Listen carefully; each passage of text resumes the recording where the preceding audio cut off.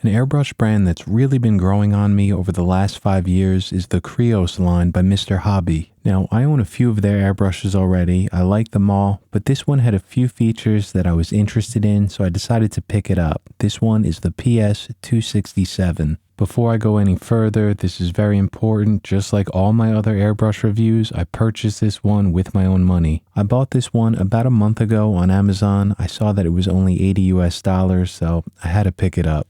The 267 comes packaged in the standard Mr. Hobby packaging. It's a simple box with some foam inside holding the airbrush and a few accessories. This is pretty similar to all the other Creos airbrushes that I bought in the past. You get some documentation about the airbrush, and they do a really good job on this. There's a lot of great information in these pamphlets. I just love that they include this diagram showing all the internal parts of your airbrush. Like most airbrushes, the 267 comes with a paint cap, and there's also a small cap here that goes over the nozzle head to protect it. You get one of these standard stamped metal wrenches to remove the nozzle if you need to. And you also get a few attachments for their air hose system, which is proprietary. So you do get the air hose itself, but these are designed to connect to their specific compressors. I think that it's really cool that they include these if you use their specific compressors, but I don't. I just use a standard compressor with the standard air hose.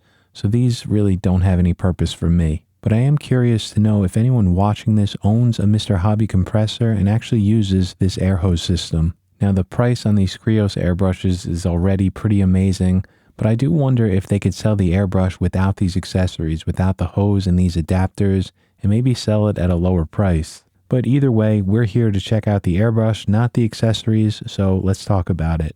This model, the 267, comes equipped with a 0.2mm needle and nozzle, making it a detail airbrush.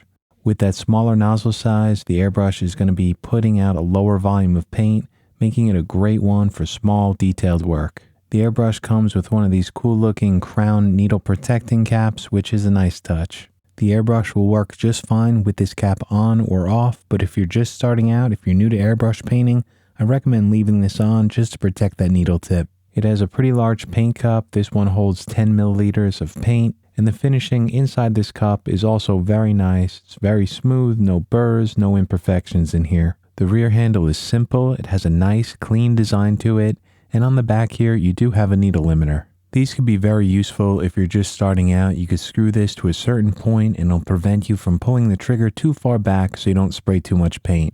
If you have a good amount of experience and you built up some trigger control, these really don't serve that much of a purpose, but again, if you're just starting out, they could be helpful. One thing that I love about this model is that it just has a normal air valve set at a 90-degree angle to the body of the airbrush. When I'm painting with an airbrush like I'm showing here, the air valve set at 90 degrees feels very comfortable. It just kind of rests into the palm of my hand. This is the way that I've been painting for almost 20 years now, so it feels right to me. If you take a look at this other Creos model, this is the PS-289, another really awesome airbrush.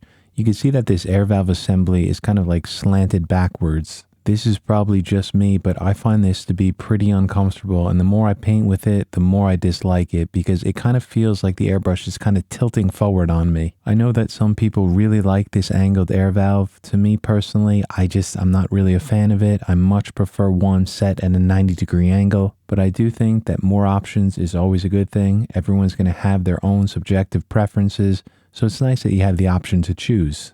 I just love the old school simplicity of this PS-267. It has a nice small nozzle at 0.2, no MAC valve, and a normal air valve assembly at the bottom. So out of the 4 Creos airbrushes that I own, this 267 is my second favorite, which sits right behind the PS-771. And the only reason for that is the angle of the air valve assembly. So from here, let's take apart this airbrush so that you can see all the internal parts.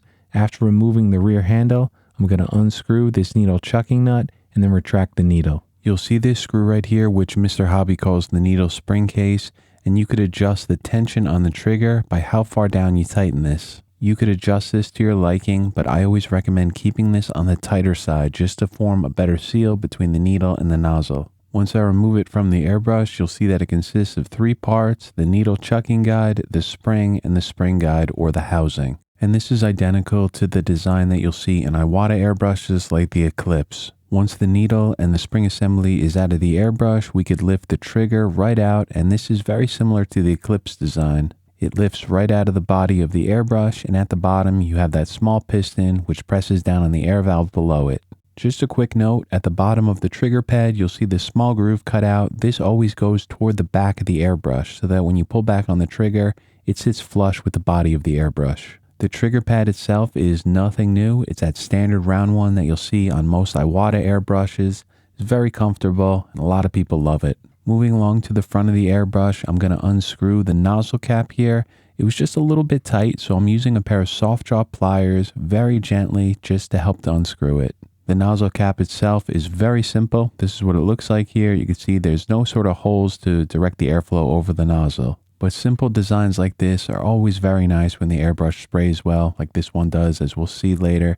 It just makes cleaning everything so much easier. The nozzle itself is that traditional design. It screws into the body of the airbrush, so you just need to be very careful with it. I'm not going to unscrew the nozzle in this video because there's no reason to really do that. The only time that I'll take off a small nozzle like this is if I need to replace it, if it's broken and I need to swap it out, or if there's some sort of clog in there. So that's it for the breakdown. I'm going to speed through reassembly. If you want to know how to do this, I have a whole video showing how to break down and reassemble your airbrush. And I'll add a link to that in the top of the video and then also in the video description. So from here, let's switch over to the macro lens so that we could see what this finish looks like up close. As expected, from what I've seen from my other Creos airbrushes, the chrome finishing on this one is flawless throughout. The finishing at the bottom of the paint cup is also very nice. You can see that it also has that small taper toward the front just to direct the paint toward the nozzle. The only area on this airbrush that I found to be a bit sloppy is the front of the airbrush where the nozzle cap screws on.